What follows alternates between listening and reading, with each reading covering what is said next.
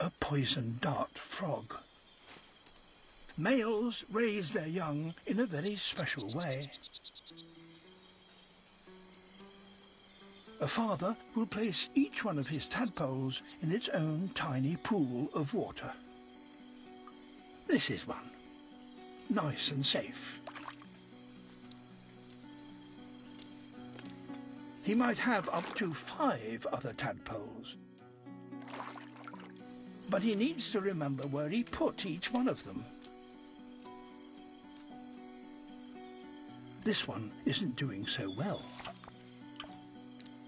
His tiny puddle has all but dried out. The tadpole will die unless its father can find a better place for it. If dads are good for one thing, it's piggyback rides.